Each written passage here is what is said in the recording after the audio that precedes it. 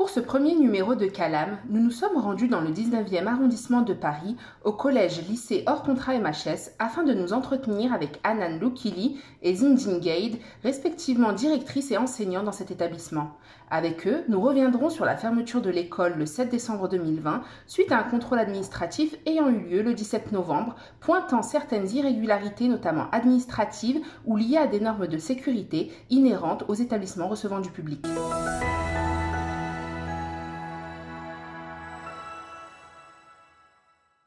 Nous sommes aujourd'hui avec la directrice et l'un des instituteurs à MHS School. Ils vont se présenter. Okay. Alors, je suis Hanan Loukili, je suis la directrice et fondatrice du collège et lycée MHS Paris. Alors bonjour, moi je suis Zindine Gaid, enseignant de sciences économiques et sociales et de philosophie à MHS Paris. Alors, Madame Loukili, est-ce que vous pouvez revenir sur les différents événements ayant entraîné la fermeture de votre école? Alors, l'établissement a fermé le 23 novembre 2020, suite au jugement qui a été prononcé le 18 novembre 2020. Donc voilà, en fait, le jugement a décidé de fermer l'école parce que ils estimaient que nous n'étions pas aux normes ERP, donc liées notamment au rez-de-chaussée et aux parties communes en fait de l'immeuble. Et de fait, en fait, qu'on avait entravé aussi la loi Gatel. Donc, on a eu la sentence maximum, c'est-à-dire fermeture de l'établissement en exécutoire. Et pour ma part, en tant que directrice, en suspensif, une interdiction de diriger et d'enseigner, donc qui, pour l'instant, est en appel. Voilà. Très bien. Est-ce que vous pouvez nous dire quand est-ce qu'a eu lieu le tout premier contrôle? Alors, le tout premier contrôle, on a eu un contrôle le 30 janvier 2020. Donc, lors de ce contrôle, en fait, on pensait que c'était un contrôle normal, hein, tout simplement. Même si, effectivement, lors du contrôle, on a eu beaucoup plus de policiers qu'habituellement. On a eu des instances qu'on ne connaissait pas forcément. Et donc, voilà. Donc, on a eu ce contrôle le 30 janvier. Et par la suite... on n'a plus eu de nouvelles en fait suite à ce contrôle. Jusqu'à début mars où nos élèves ont reçu un courrier qui leur demandait en fait de s'inscrire ailleurs en disant qu'on les déscolarisait de MHS. Alors on était très étonnés, donc on est allé voir au rectorat ce qui se passait. Et puis ils nous ont dit qu'en fait comme les locaux n'étaient pas aux normes, et qui nous avait envoyé en fait que la préfecture de police avait bien envoyé un courrier qui signifiait en fait qu'il fallait faire quelques travaux avant de pouvoir bénéficier de cette ERP. En fait, d'après les textes de la loi Gatel, on était dans une situation où il fallait déscolariser les enfants et fermer l'établissement. Donc bien évidemment, nous on a été un peu choqués, donc on a cherché à en savoir plus, on leur a dit que c'était pas possible parce qu'on n'a pas eu de rapport, on n'a pas eu de retour, on n'a rien eu du tout. Et en plus de ça, ça fait maintenant plus de 5 ans qu'on existe. Donc comment en fait, comme ça, du jour au lendemain, on pourrait décider de se dire on déscolarise tout le monde. Donc en fait ce qui s'est passé, c'est que suite à ça, il y a eu l'état d'urgence. Et l'état d'urgence, en fait, a suspendu ces décisions-là. Pendant l'état d'urgence, nous avons saisi des référés pour au moins obtenir le rapport d'inspection, parce que je rappelle encore une fois qu'on n'a jamais eu de rapport, aucun courrier ne nous a été transmis, si ce n'est le courrier de la préfecture de police qui datait du 24 janvier où on nous signifiait que l'ERP ne pouvait pas être accordé parce que l'entrée en rez-de-chaussée était trop étroite et qu'il fallait soit élargir cette entrée, soit créer une nouvelle sortie de secours, et également que le SSI était commun à l'immeuble, donc tout ce qui est système incendie, et que donc il fallait qu'on ait notre propre système incendie pour pouvoir entrer dans les cases demandées pour ce fameux ERP. Donc voilà, dans ce fameux courrier, on nous donnait quand même 2 mois pour faire un recours et faire le nécessaire. Donc c'est pour cela en fait qu'on n'a pas trop compris les fameux courriers de l'académie. Donc on a fait ce référé, ça nous a permis d'obtenir un document de l'académie qu'ils ont fait en fait à la date du référé saisi. où il stipulait que nous avions été contrôlés par divers ministères et que ce qu'ils avaient constaté, c'était un état de fait et que, de fait, en fait, ils demandaient la fermeture de l'établissement. Donc, bien évidemment, nous, par la suite, ce qu'on a fait, on a régularisé la situation, on a redéposé de nouveau le dossier à l'académie et à la préfecture pour donner les éléments complémentaires qu'on nous demandait.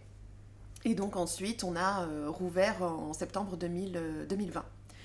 Donc, lors de notre rouverture, en fait, on a fait toute une partie en cours en ligne parce que nous avons fait des travaux au niveau de l'établissement, simplement parce que les effectifs ont augmenté. Donc, les effectifs ont augmenté, ce qui implique en fait que dans certaines salles, on était obligé d'avoir 2 portes parce qu'on avait un effectif qui était supérieur à 19 personnes dans la salle. Donc, nous avons en fait, de fait, mis tous nos élèves en cours en ligne et en parallèle, on a fait les travaux dans l'établissement. Par la suite, quand on a fait le nécessaire, eh bien, on a rouvert à la rentrée, donc en novembre.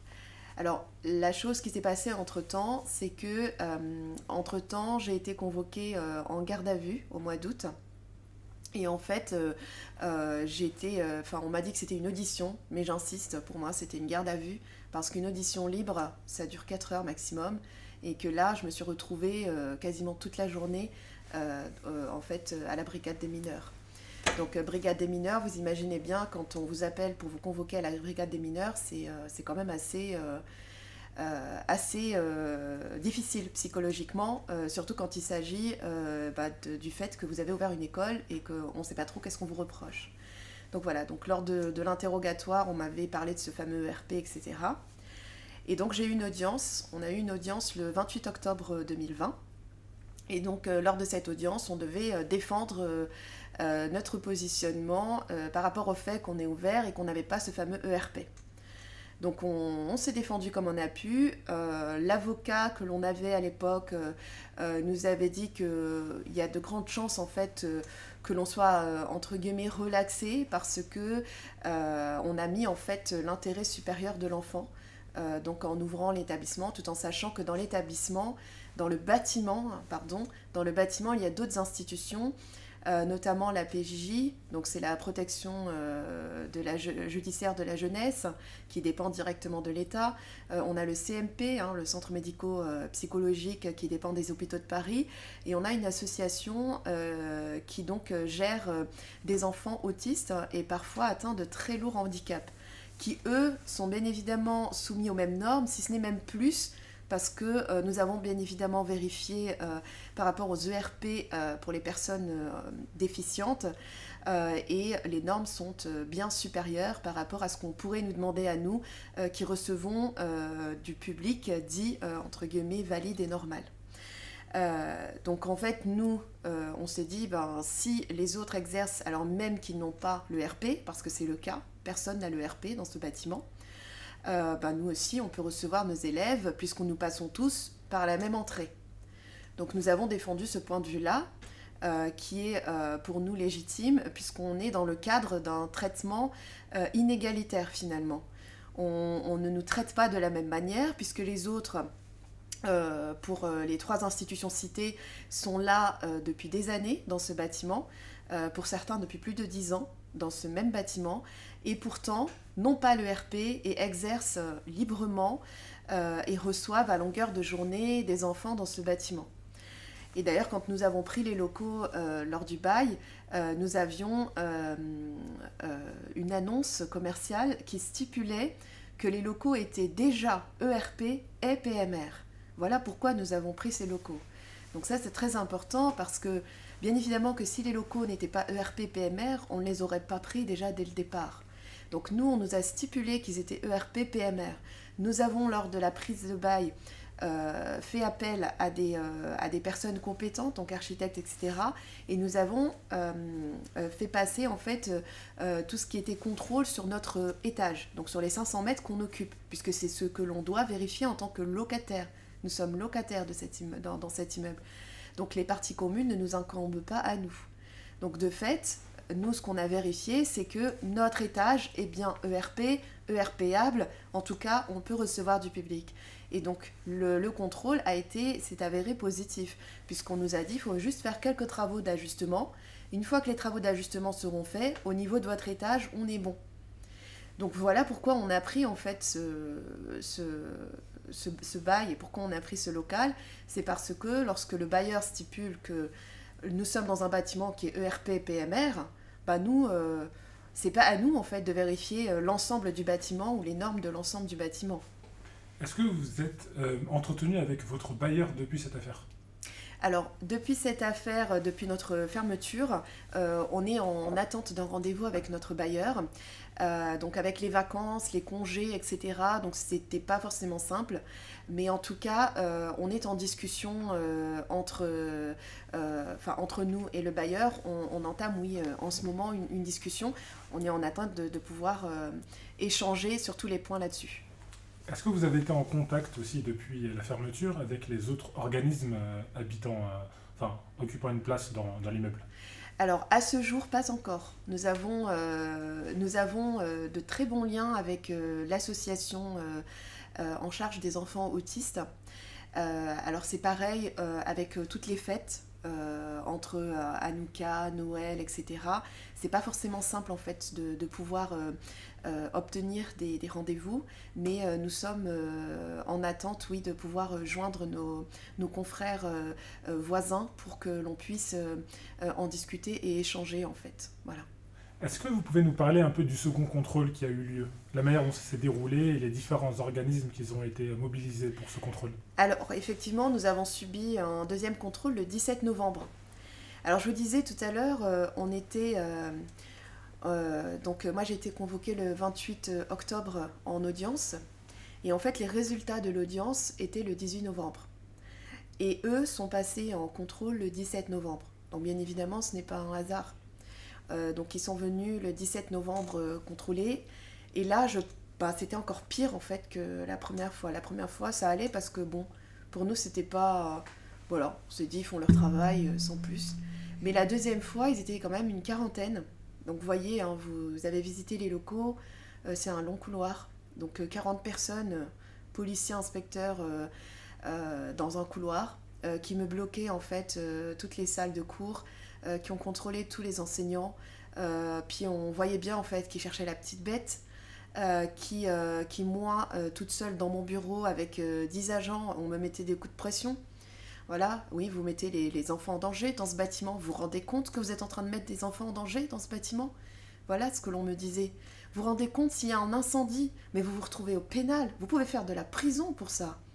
Donc, vous voyez, c'est des mots qui sont très durs. On a l'impression qu'on nous appuie dessus psychologiquement.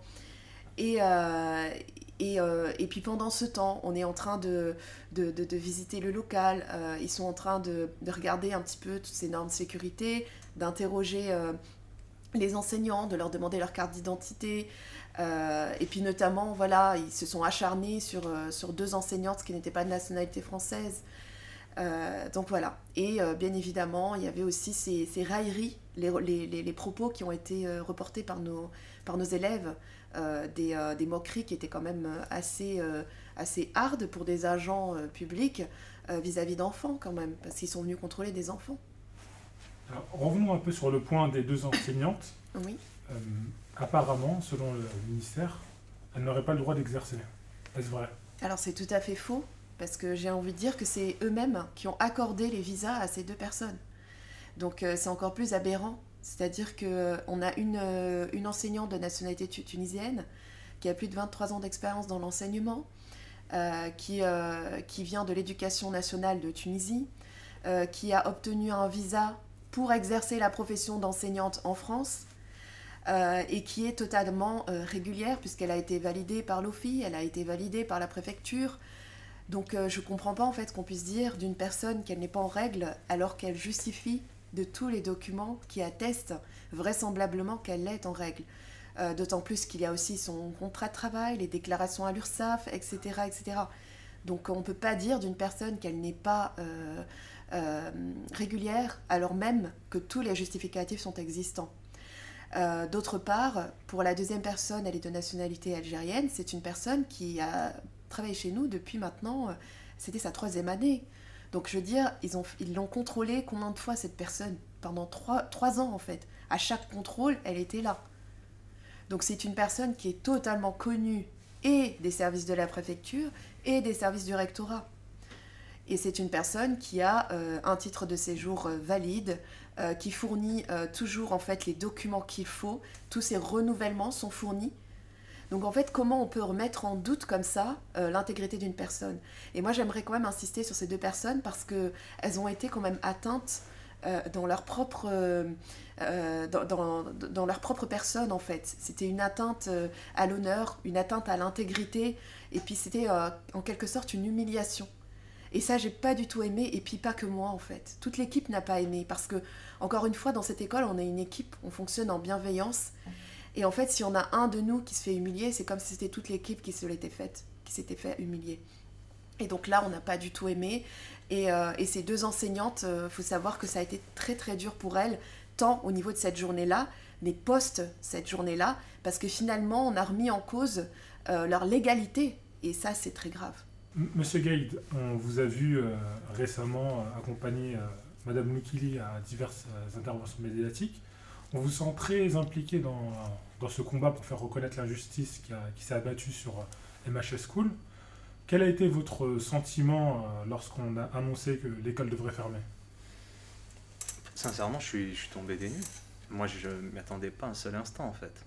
Je me disais, en fait, quand je suis arrivé dans cette école, je me suis dit, bon, déjà, pour faire un petit rappel, moi, quand je suis arrivé dans cette école, j'ai vu une annonce, en fait, tout simplement, sur les réseaux.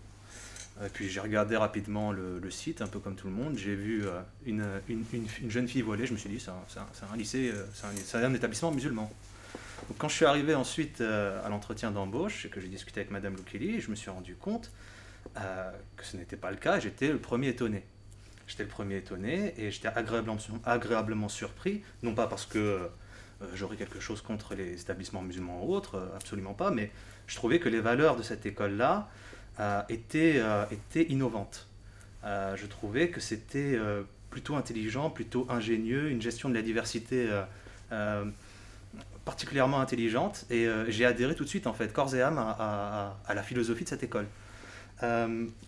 Donc quand on a fermé cette école, donc en fait je me suis dit, c'est un très beau projet, mais au vu du contexte politique actuel, il se peut que dans quelques années, malheureusement, on risque d'avoir quelques problèmes pour je ne sais quoi. Je ne pensais pas que ça allait arriver aussi vite, en fait. Parce que moi, c'est ma première année, je n'ai fait que quelques mois ici.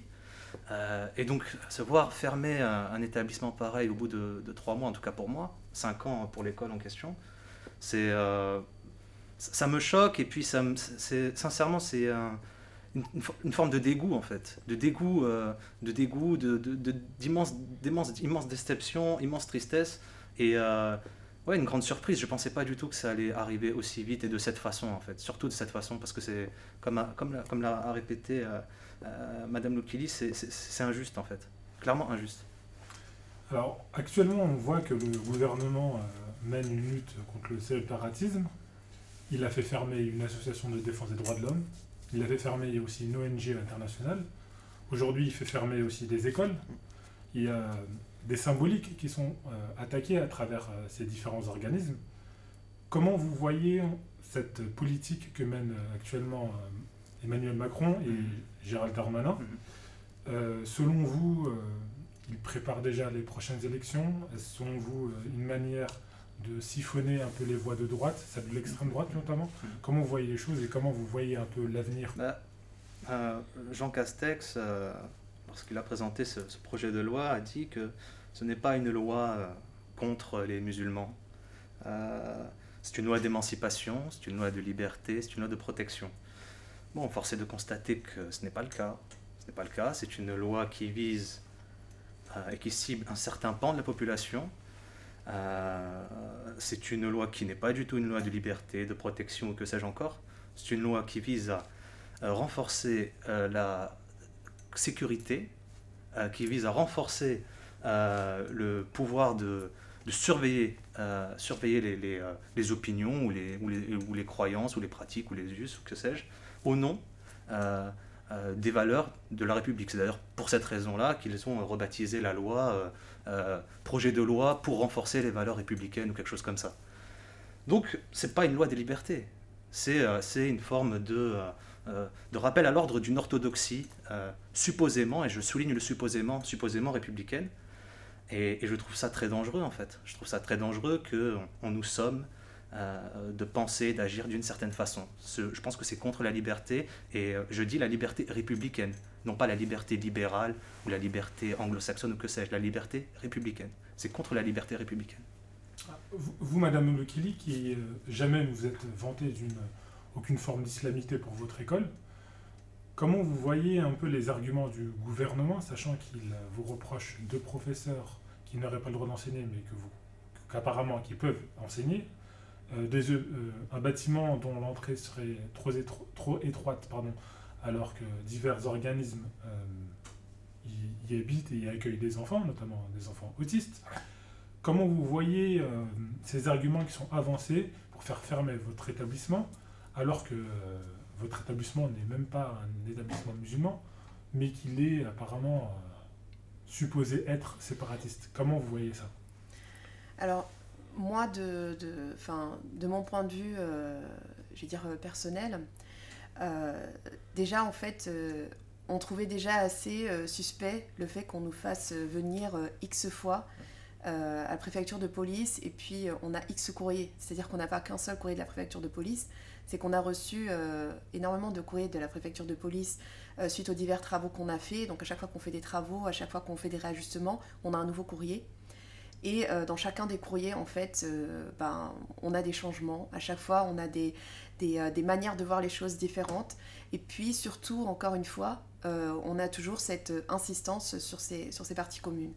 Donc, on a trouvé ça déjà un petit peu suspect, avant tout ça, en fait. On trouvait ça un petit peu suspect avant tout ça. On se disait, mais mince, on cherche à nous mettre un peu des bâtons dans les roues.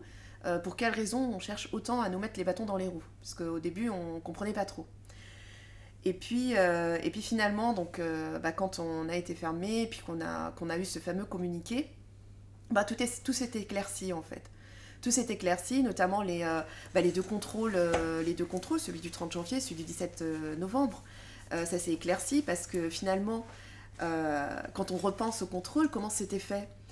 Ils ont pris des photos et des vidéos. Et puis, comme par hasard, ils prenaient vraiment les angles où on avait à chaque fois, en fait, allez, 5, 6, 7, 8 filles voilées. Vous voyez? Donc vraiment, si vous demandez aux élèves, puisqu'on a demandé aux élèves, on s'est retrouvé en fait à dire aux élèves, est-ce que vous avez été pris en photo dans votre classe? Mais en fait, les classes qui ont été prises en photo, c'est là où il y avait en fait un côté où il y avait le plus de femmes voilées, de filles voilées, pardon. Et donc, ces filles voilées, par exemple, on avait une classe, elles ont été prises dans tous les angles, c'est-à-dire en long, en large et en travers. Ils les ont pris sous toutes les facettes. Et on a l'impression finalement que ces photos ont été prises pour derrière aller reporter au ministère que dans cette école, regardez, c'est du communautariste. Vous voyez, il n'y a que des filles voilées. Alors même que dans les autres classes, où il y a mélangé des filles, des garçons, des voilés, des non-voilés, il y a très peu de photos qui ont été prises, voire pas du tout. Parce qu'on a investigué après. Et il y a des classes, je prends par exemple la classe de 3e, où on a une majorité de garçons par exemple, où on a une partie des filles qui ne sont pas voilées et quelques filles voilées, il n'y a eu aucune photo qui a été prise dans cette classe, bizarrement. Mais par contre, dans une autre classe où effectivement on a une majorité de filles, dans la classe il n'y a qu'un seul garçon, en fait, ils ont pris des photos, mais ils n'ont pas pris les photos où se trouvaient les 3-4 filles qui n'étaient pas voilées. Ils ont pris les angles où les filles voilées étaient assises toutes à côté, en fait, les unes à côté des autres. Et ils ne les ont pas prises que sur un seul angle. Ils les ont prises sous tous les angles. Donc comme si, en fait, on voulait faire voir que, regardez, les classes, c'est composé quasiment exclusivement de filles voilées. Donc finalement, moi j'ai l'impression, en fait, que c'est une stigmatisation qu'on est en train de vivre. Parce que malgré que notre établissement soit laïque, et je le soutiens et je le redis, nous sommes un établissement laïque, aconfessionnel, donc areligieux, on ne prône aucune religion dans cet établissement, et bien malgré tout ça, en fait, on est dans le viseur. Pourquoi ? En fait, nous, on en a conclu simplement parce qu'on autorise les signes religieux, simplement parce qu'on accueille des filles voilées. Donc en fait, finalement, on a l'impression d'être un dégât collatéral, simplement parce qu'on a l'audace d'accueillir les personnes telles qu'elles sont. Et pourtant, il existe très bien des écoles confessionnelles juives et chrétiennes, et pourtant, ça ne choque personne. Exactement, et pourtant, ça ne choque personne. Et j'ai envie de dire, c'est très bien, parce que nous, on n'est pas contre les écoles confessionnelles, absolument pas. Parce qu'on estime en fait que chaque enfant a sa place dans un environnement, et chaque environnement est adapté pour un type de personne. Donc on ne se dit pas être les meilleurs ou avoir le meilleur environnement, non. On dit juste répondre à une demande par des personnes qui se sentent mieux dans notre établissement qu'en allant dans un autre. Et d'autant plus, vous savez ce qui est grave davantage, c'est que nous sommes un établissement privé hors contrat, c'est-à-dire indépendant. Nous sommes privés, je le répète. Donc dans privé, c'est-à-dire qu'en fait c'est notre règlement intérieur qui fait foi. Et que dans le règlement intérieur d'une institution privée, elle peut autoriser ce qu'elle veut et interdire ce qu'elle veut. Et nous autorisons les signes religieux. Et c'est notre droit de le faire. Donc en fait, on ne peut pas nous priver de ce droit d'autoriser des signes religieux, comme cela se fait dans certaines entreprises, comme cela se fait par ailleurs dans les institutions privées. Mais le pire, c'est que Madame Loukili a dit qu'on était des dégâts collatéraux, des victimes collatérales. Je crois que ce qui est le plus grave encore, c'est que c'est même pas le cas en fait. C'est même pas un dégât collatéral, c'est que c'est voulu et pensé comme tel, c'est-à-dire ceux qui ont manœuvré en ce sens, au vu de nous nuire, pensent qu'ils ont fait le bien intimement. Ils sont convaincus de cela. Ils sont convaincus qu'ils ont éliminé une école, une institution musulmane, islamiste ou autre. Pourquoi ? Parce que dans leur esprit, toute forme d'expression réelle ou imaginaire d'une religiosité musulmane est interprétée comme une menace, un danger, quelque chose qu'il faut absolument éliminer. C'est comme par exemple, je ne sais pas, il suffirait de parler, d'être allé, je ne sais pas, une seule fois par exemple au salon du Bourget ou que sais-je, pour être directement assimilé à des formes obscures de l'islamisme ou que sais-je. Donc ça c'est très grave. On est dans la paranoïa, dans le fantasme, dans l'imaginaire. Et l'imaginaire c'est quoi ? C'est l'indistinction entre le réel et l'irréel. Voilà.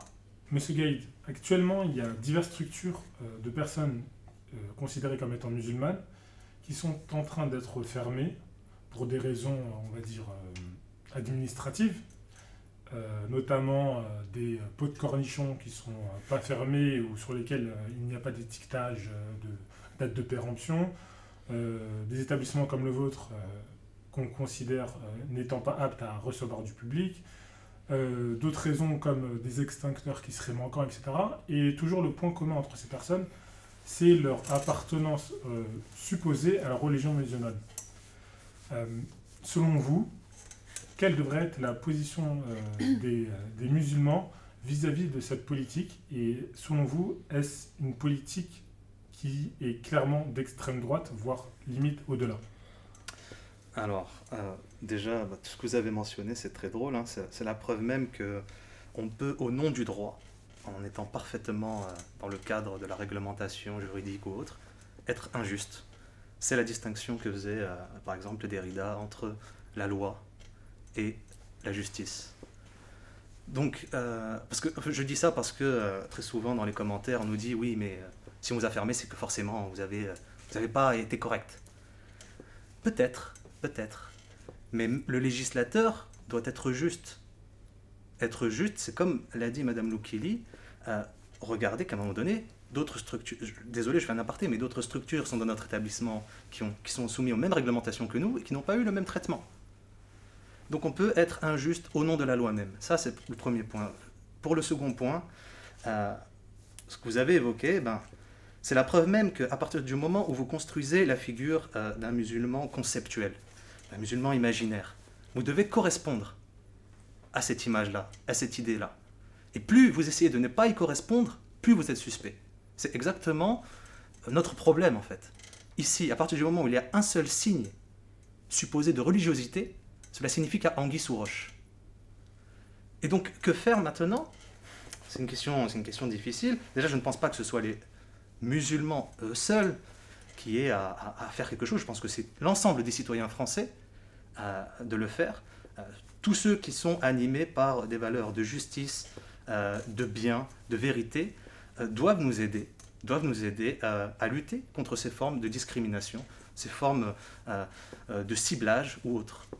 Et d'ailleurs, si je peux me permettre de rebondir, par rapport à ce que vient de dire Monsieur Guide, cette histoire en fait de suspect, quelque part en fait on nous prend pour des personnes qui dissimulons. Pourquoi on dissimule ? Parce qu'en fait on accepte des signes religieux. Donc à partir du moment où on accepte des personnes dans l'école qui portent des signes religieux, en fait on devrait se déclarer automatiquement comme étant confessionnel musulman. Et ça on nous reproche parce que on nous dit oui mais étant donné que vous acceptez le voile, que vos élèves sont libres sur les pauses de faire ce qu'ils veulent, et d'en faire ce qu'ils veulent, ils peuvent aller fumer une cigarette comme ils peuvent aller faire leur salade, ben en fait, automatiquement, si on a cette notion de voile, cette notion de prière dans un établissement scolaire, alors cela veut dire que nous sommes musulmans. Mais comme on ne veut pas le déclarer, comme on ne veut pas dire qu'on est confessionnel, ben en fait on dissimule. Donc on est coupable. Et ça, c'est très grave. Ça, en fait, parce que c'est pas du tout le cas. Mais ça, en fait, c'est parce qu'on est véritablement laïque. C'est parce qu'on est laïque, en fait. Mais on est d'accord que si un élève voudrait porter la kippa, il pourrait le faire. Mais bien sûr que oui. Et pourtant, on ne vous a pas reproché de dissimuler une école confessionnelle juive, par exemple. Non, absolument pas. Puis dans l'école, on a des personnes qui sont chrétiennes. Donc voilà, elles peuvent porter une croix, elles peuvent... Mais vous voyez, je parlais tout à l'heure des photos. Donc ils ne sont pas allés prendre nos élèves qui ne sont pas musulmans en photo. Ils ont pris uniquement nos filles voilées. Et juste pardon. Donc, je suis désolée. Vas-y, finis. C'est juste pour dire en fait que finalement, on se retrouve quand même dans une situation qui est complètement aberrante. C'est que si on est de confession musulmane, qu'on est en train d'animer une institution, qu'on ouvre une structure et que on est suspect d'être musulman, ou on l'est, même si on l'est, je veux dire, on peut pas, j'ai envie de dire, on n'a pas à dissimuler ce qu'on est. En fait, il faut absolument qu'on colle, finalement, au standard qui a été donné par la société. C'est-à-dire que vous accueillez des femmes voilées, donc vous devez être musulman, donc on doit trouver chez vous de la religion, on doit trouver ceci, cela. En fait, non. Non, parce que nous, en fait, on est justement républicains, on est laïcs, on est des enfants qui sommes nés en France, qui avons grandi en France. On est issus du système en fait français. Et la laïcité, oui, on y tient. Mais la laïcité inclusive et non pas exclusive. Et aujourd'hui, ce qu'on nous demande, c'est d'exclure des personnes parce qu'elles portent un signe religieux ou parce qu'elles sont différentes. Et ça, pour nous, c'est hors de question. Parce que la laïcité est inclusive et on doit accepter chaque enfant, chaque personne telle qu'elle est, et on ne doit pas la juger sur sa tenue vestimentaire. Si je peux me permettre de rajouter, c'est même pas une question enfin je pense, là je parle au mon nom, de laïcité inclusive ou exclusive ou autre, c'est même pas ça. C'est que tout simplement, la laïcité, c'est avant tout une profanation. La profanation du sacré. Qu'est-ce que ça veut dire la profanation du sacré ? Ça ne signifie pas sa suppression, ça ne signifie pas sa destruction, ça signifie son indifférence. Proprement donc la désacralisation. Une profanation, c'est la restitution à l'usage de ce qui était séparé, c'est-à-dire sacré. Et c'est ce que disait très bien, comment s'appelle-t-il déjà Aristide Briand, parce qu'on lui opposait, enfin certains lui opposaient, lui disaient mais monsieur, il faut supprimer la soutane. Il faut supprimer la soutane dans l'espace public, dans les écoles, etc., partout. Ça c'était l'idée à la fois d'Émile Combes et de Michel Allard, et d'autres. Il faut supprimer la soutane, parce que ça empêche de penser, ça empêche d'être véritablement émancipé. Qu'est-ce que leur a dit Aristide Briand ? Il leur a dit, à partir du moment où la loi de séparation de l'Église et de l'État est actée, la soutane devient un habit comme les autres. C'est ça la profanation. C'est de ne plus considérer le sacré comme sacré. Donc pour nous, un voile, une kippa ou autre, peu importe ce que c'est un signe de distinction sociale, culturelle ou autre. De la même façon, voilà. C'est comme si je portais une marque de sport ou que sais-je encore. Ni plus ni moins. Ce n'est que ça. C'est la désacralisation, la laïcité. Et nous, c'est en ce sens qu'on se considère comme laïque. Donc indifférent aux différences. Voilà. Ce qui compte, c'est la fonctionnalité de l'école. C'est-à-dire qu'on est là pour apprendre, on est là pour savoir. Ni plus ni moins. Donc si quelqu'un, par exemple, arrive en retard parce qu'il a prié ou que sais-je, il est sanctionné. Parce qu'ici, on est là pour apprendre, on est là pour éduquer les élèves, etc. On n'est pas là pour, comment dirais-je, véhiculer des valeurs religieuses ou véhiculer des valeurs républicaines, enfin, je veux dire, comme si c'était du catéchisme. Non, on est là pour apprendre. C'est ça le lieu de l'universel. Apprendre tout en tenant compte, en fait, de l'être. Oui, de l'insensibilité des C'est-à-dire que individus. la sensibilité des individus, Bien c'est sûr, ça. on n'est pas des, Et en fait, quelqu'un un enfant en fait qui réussit scolairement et qui se révèle, bah, c'est un enfant en fait qui se sent bien dans sa peau, qui est épanoui. Et il faut se rendre compte que justement, ce côté-là, ce côté spirituel, la manière de s'habiller, la manière de penser, bah, elle fait partie de la personne. Donc un enfant qu'on ne brusque pas, qu'on ne freine pas dans sa spiritualité, c'est un enfant qui se sent bien et c'est un enfant qu'on révèle. Et on a eu beaucoup de cas dans cette école justement, où comme l'enfant se sent bien dans sa peau, parce qu'il est valorisé, il reprend confiance en lui, et le fait de reprendre confiance en soi, bah, en fait ça contribue énormément à la réussite scolaire. Vous, Monsieur Gade, vous avez donné une définition de la laïcité qui consiste à dire que ce qui est sacré devient différent pour l'État. Indifférent. Devient indifférent pour l'État. Tandis qu'il y a des gens actuellement qui parlent un peu de laïcité offensive, qui voudraient que cette laïcité, elle s'applique à tous les individus d'une même société et non plus aux fonctionnaires ou au service de l'État. Justement, on a actuellement un observatoire de la laïcité qui tient à peu près le même discours que vous, qui donne une définition qui est à peu près la même que la vôtre. C'est la définition de 1905. D'un point de vue textuellement, c'est la définition de la laïcité. Comment vous voyez les choses concernant cette redéfinition de la laïcité qui est devenue extrêmement offensive et qui cherche d'une certaine manière non pas à nuire, mais à nier l'existence même des religions et des croyants. Moi, j'appelle cette laïcité la laïcité théologico-dogmatique. Pour moi, c'est une laïcité religieuse, entre guillemets, hein, elle qui se prétend philosophique, universaliste, ou que sais-je. Non, c'est pas universel, c'est pas philosophique, c'est pas scientifique, c'est pas que sais-je. C'est proprement religieux. Et pourquoi je dis que c'est religieux? Parce que comme le disait Gilles Deleuze, en fait, il y a religion à partir du moment où il y a transcendance, qu'elle vienne du ciel ou de la terre ou des ancêtres ou que sais-je encore. D'ailleurs, Jean-François Bayard a raison de dire que ces laïcs-là, qu'on peut appeler des laïcistes, comme il y a des islamistes, ils essayent de revenir au fondement, à l'âge d'or supposé, complètement imaginaire, de la laïcité. Donc c'est proprement, pour moi, c'est une dimension religieuse, fermée, dogmatique, obscure. Et puis, elle est très récente. Je veux dire, c'est lié à un contexte historique particulier, très récent. C'est pour ça que d'ailleurs, à chaque fois, le Conseil d'État donne raison à ceux qui revendiquent une laïcité dite ouverte ou que sais-je. Mais c'est toujours des individus particuliers. Par exemple, voilà, lors de l'affaire de Creil, c'est 5 philosophes, les 5 fantastiques, Finkielkraut, Régis Debray et autres, qui ont intenté cette idée selon laquelle il faudrait éliminer le sacré ou le religieux de l'espace scolaire, parce que l'espace scolaire est sacré. C'est lié à l'universel, ce qu'ils appellent l'universel. Et moi, je ne savais pas en fait que cet espace sacré qui concerne l'esprit, je ne savais pas qu'en fait l'esprit était lié au tissu. Je ne savais pas, aux habits. Moi, je pensais que vraiment le savoir se transmettait d'esprit à esprit, et non pas de tissu à tissu. Ça, je ne le savais pas. Donc voilà. Donc, on est dans une forme de bêtise, en fait. On est dans une forme de bêtise. Et tout à l'heure, vous me demandiez que faire, mais je pense que le mieux à faire, c'est, bon, déjà, de se défendre politiquement, juridiquement ou autre, mais c'est aussi de tourner en dérision, en fait, la bêtise, de pousser au bout la bêtise. Donc, si je suis cette logique-là, demain, je peux créer une religion, si je le veux, je crée une religion où je demande à tous de porter des vêtements, tout ce qu'il y a de plus normal, une veste ou autre, sauf que ce sera écrit dessus, ceci est un habit religieux. Voilà, un pull comme le mien, j'écris ceci est un habit religieux, et je viens à l'école comme ça. Tout le monde vient à l'école comme ça. Qu'est-ce qu'ils vont faire, ces gens-là? J'aimerais bien savoir. Ils vont interdire ce vêtement-là? Ce pull-là marron, où c'est écrit ceci est un habit religieux. Est-ce qu'ils vont l'interdire? Donc il faut pousser au bout la bêtise.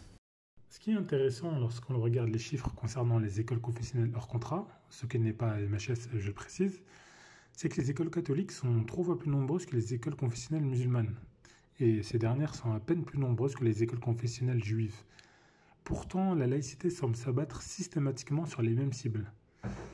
Monsieur Gaïd, au vu de ce constat, diriez-vous qu'il y a de la part du gouvernement une volonté de faire du chiffre, quitte à parfois travestir la réalité afin de satisfaire ou séduire un certain électorat? Bon, il y a cet aspect, électoraliste, populiste ou autre, c'est vrai.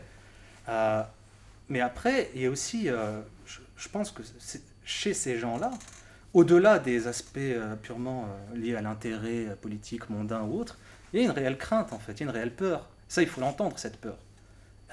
On est dans un pays qui a subi une vague de terrorisme, d'attentats, etc. Ce n'est pas rien, c'est très grave. Et donc, forcément, à un moment donné, cette peur-là, elle n'est pas purement irrationnelle. Elle est liée aussi à une forme de rationalité, une forme de bon sens. Moi-même, j'ai déjà eu peur. Je veux dire, voilà, alors que... donc, il faut entendre cette peur, simplement. Agir par la peur et au nom de la peur, ça amène à des dégâts. Ça amène à de la bêtise. Et donc, on va essayer de taper sur ce qu'on considère comme la cause de la peur. Mais si je peux me permettre de compléter, en fait, moi je pense qu'on est quand même aussi dans une politique de diviser pour mieux régner. C'est-à-dire qu'aujourd'hui, on a trouvé un bouc émissaire parce qu'on a des psychopathes qui font des actes horribles au nom de l'islam qu'ils ne connaissent même pas. Donc, de fait, en fait, on catalogue en fait, la population de musulmane ou qui suit cette religion qui est l'islam, de terroristes, etc. Mais en réalité, moi j'ai l'impression qu'en fait, on insiste énormément là-dessus. C'est vraiment pour diviser, pour mieux régner. C'est-à-dire qu'en fait, en faisant ça, même les autres qui, en fait, moi quand je pense aux juifs, aux chrétiens, et quand on discute, qu'on échange en fait avec eux, puisqu'on fréquente ces gens-là, en fait, on se rend compte que finalement, on est tous humains, qu'on est tous en fait dans une dynamique de paix, d'amour les uns les autres, etc. Et que finalement, avec les règles qui nous sont imposées, avec les conditions données et qui sont étatiques, etc., on se retrouve en fait dans une politique de diviser pour mieux régner, et notamment sur les établissements hors contrat. Vous avez parlé justement des établissements hors contrat en disant aujourd'hui, les établissements musulmans sont dérisoires par rapport au nombre d'établissements dits chrétiens ou juifs. En fait, il faut savoir que déjà, pour passer ce contrat avec l'État, en fait, ça requiert un budget, puisqu'on passe avec un financement avec l'État. Donc déjà, les budgets sont déjà assez limités, donc on peut comprendre que les cathos et les juifs qui sont déjà sous contrat, ça les embête d'avoir encore des établissements qui passent sous contrat, et notamment musulmans, d'autant plus quand on stigmatise les musulmans sur certains volets. Et j'ai envie de dire, en fait, même pour pousser encore plus loin, c'est qu'aujourd'hui, on est dans une politique de diviser pour mieux régner en montant même des musulmans contre des musulmans. C'est-à-dire qu'aujourd'hui, on est en train de définir un bon musulman selon l'État, et on est en train de définir les autres musulmans qui, comme ils ne rentrent pas dans la case, ce sont des islamistes séparatistes radicalisés. Mais en fait, c'est ce qui est complètement aberrant. En fait. On se retrouve dans un cas de figure où, aujourd'hui, en fait, on ne peut pas être soi-même, où en fait, on doit se limiter intellectuellement à une pensée pour pouvoir vivre en paix. Parce que si on a simplement envie de pouvoir garder sa propre liberté, de pouvoir bénéficier de ses droits humains, tout simplement, en fait, on est vite mis dans une case, on est vite taxé de ceci ou de cela, pour pouvoir compléter des stats, pour pouvoir gagner des élections, pour pouvoir ceci ou cela. Et ça, franchement, je trouve ça vraiment grave, surtout de nos jours, où on est censé quand même avoir traversé des siècles qui étaient très difficiles et qui sont censés être des donneurs de leçons et de morale. Et puis finalement, on se retrouve dans des cas de figure qui parfois sont même pires que ce qu'on a pu vivre auparavant. Est-ce que vous pouvez nous donner quelques nouvelles de vos élèves ? Alors par rapport à nos élèves, aujourd'hui donc on a une partie d'élèves qui sont rescolarisés dans le public, d'autres qui sont dans des établissements privés hors contrat, confessionnels ou non confessionnels. Une partie, je pense aux jeunes filles voilées, qui n'ont pas du tout eu le choix pour le coup. Donc une bonne partie a dû s'inscrire dans des établissements privés dits musulmans, alors même qu'elles n'ont pas envie d'y aller, honnêtement. Voilà. Et pour une autre partie, donc à peu près aujourd'hui 40% de nos élèves ne sont pas encore scolarisés. Donc parmi ces non scolarisés, il y en a qui ont opté pour l'école à la maison, l'IEF, par le biais du CNED ou par le biais des écoles en ligne. Et puis les autres sont en attente du rectorat, des divers rectorats, puisque en fait, n'oublions pas que MHS reçoit les enfants de partout de l'Île-de-France. Donc nos élèves sont affectés maintenant au rectorat de Paris, celui de Créteil, celui de Versailles. Donc les 3 rectorats sont en charge d'affecter nos élèves dans le public. Et en fait, c'est ce que je trouve vraiment dommage, c'est que finalement, MHS, on avait fait une école où on permettait à des élèves, à des enfants de banlieue, quelle que soit leur confession, leurs origines, leurs convictions, de venir en fait étudier sur Paris, de pouvoir en fait les challenger, de pouvoir en fait les faire flirter avec l'excellence parisienne finalement, parce que on le sait tous, Paris se démarque, parce que souvent on dit il y a Paris, il y a la banlieue, mais en réalité on jette des miettes de temps en temps à la banlieue pour dire on fait des choses dans la banlieue. Mais en fait, on se rend compte, quand on analyse la situation et par toutes les actions que nous, en tout cas, on a pu mener, qu'en fait, les enfants en banlieue sont lésés. Une grosse partie d'entre eux sont lésés. Et nous, à MHS, on leur donne justement la chance de pouvoir intégrer Paris dans leurs études, de pouvoir aspirer en fait à être propulsés, de pouvoir se dire, en fait, moi aussi, je suis capable. Et puis, moi aussi, en fait, je peux me mélanger avec les élèves, en fait, parisiens. Et on sait tous que, voilà, les élèves parisiens sont davantage plus poussés en termes d'études que les autres. Et je trouve, en fait, que c'est vraiment pas sympa de vouloir, en fait, couper ce travail qu'on est en train de faire. D'autant plus que en fait, on reçoit à peu près 70% de personnes qui viennent de banlieue dans cette école. Dans diverses interventions médiatiques qui ont été réalisées sur l'école MHS, oui. J'ai été très étonné de voir la solidarité qu'ont témoigné les élèves pour l'école.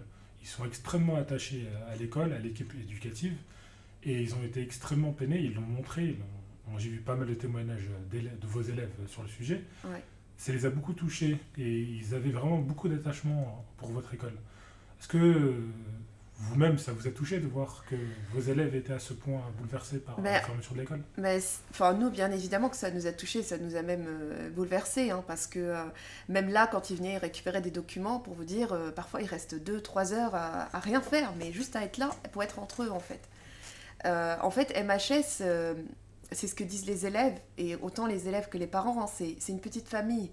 Parce qu'en fait, on accueille tellement à bras ouverts tout le monde, on a tellement cette bienveillance, tant au niveau de l'équipe dirigeante que de l'équipe enseignante, la vie scolaire. Donc en fait, toute cette équipe-là, en fait, fait un seul corps. On a un seul discours, on travaille sur la confiance en soi, on a cette bienveillance, on est toujours derrière eux. On a des élèves qui, par exemple, avaient des dossiers, on reçoit les dossiers quand ils viennent chez nous, avec des blâmes, des avertissements, des trucs, voilà quoi. Mais en fait, on se retrouve avec un élève qu'on a métamorphosé parce qu'on se dit, mais c'est pas le même élève, c'est quoi ce dossier ? En fait, ça correspond pas du tout à l'élève que moi je connais. Mais pourquoi il s'est métamorphosé ? Parce qu'il a trouvé son bien-être, tout simplement.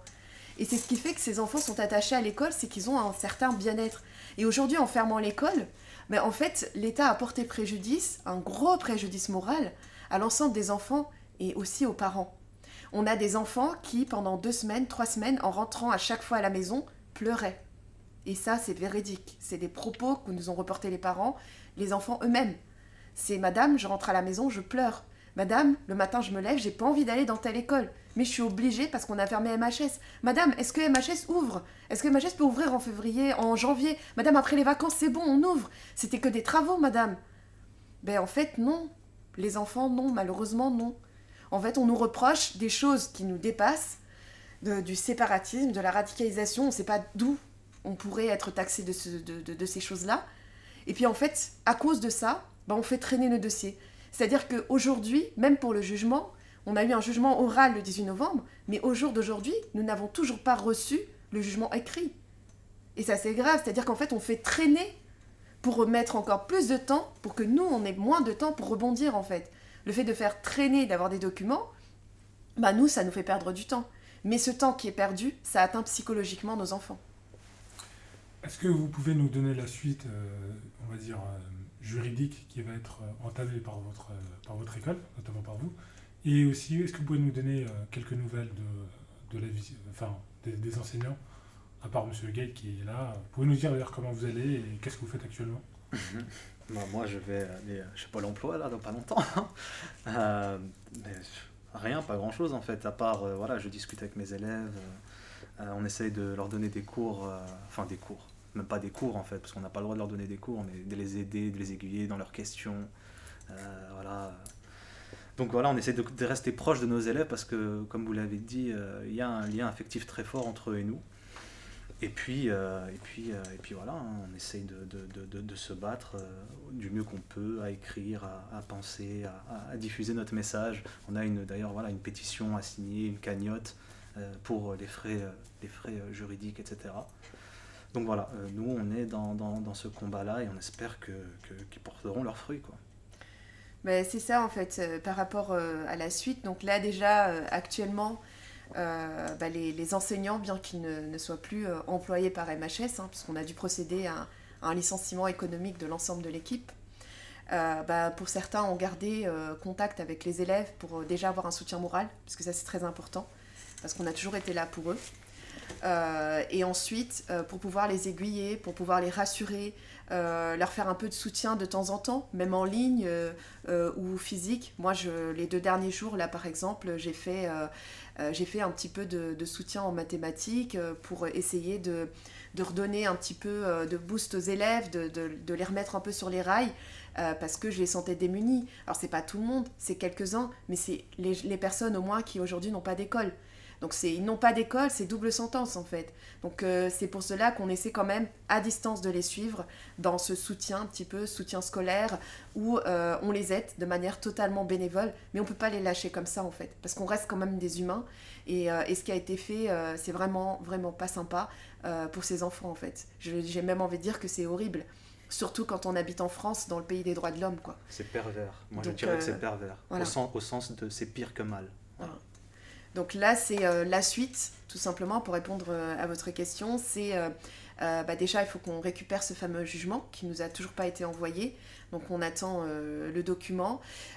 Et en même temps, on prépare l'appel, puisqu'on a fait un appel par rapport à la décision.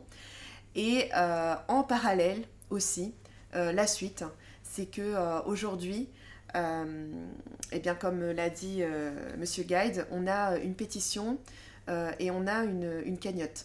Donc la pétition, on a 2700 signatures, je crois.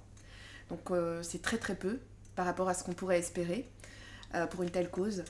Et pour la cagnotte, en fait, on a besoin d'argent pour la cagnotte, simplement parce que si on n'arrive pas en fait à survivre d'ici, on va dire, à juin 2021, le temps de pouvoir faire en fait l'ensemble des procédures nécessaires pour notre réouverture, en fait on risque de flancher, mais cette fois-ci ça ne sera pas lié à l'administratif, mais au financier. Et je pense qu'ils en sont tout à fait conscients, les instances en sont totalement conscientes, c'est qu'en s'attaquant à des institutions comme la nôtre, où ils savent très bien qu'on est financé uniquement par les frais de scolarité, très peu de dons, et les dons qui sont faits sont des dons de particuliers français, mais ils le savent pertinemment. Si on nous met à mal, ne serait-ce que 3-4 mois, et qu'on n'a pas d'aide financière, on nous met en faillite. Donc nous mettre en faillite, c'est nous fermer automatiquement. Donc même si demain, devant le tribunal, on gagne le volet administratif, en fait on sera déjà mort parce qu'on n'aura pas pu financer le projet.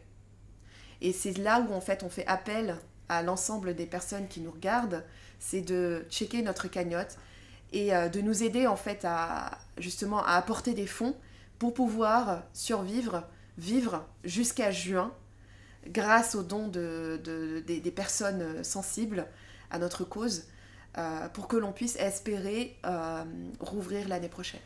Monsieur Guide, Madame Lukili, je vous remercie d'avoir répondu à ma question. Merci à vous. Merci pour cet entretien. Nous allons partager la pétition et bien évidemment votre appel aux dons. Merci beaucoup. Merci. À bientôt. À bientôt.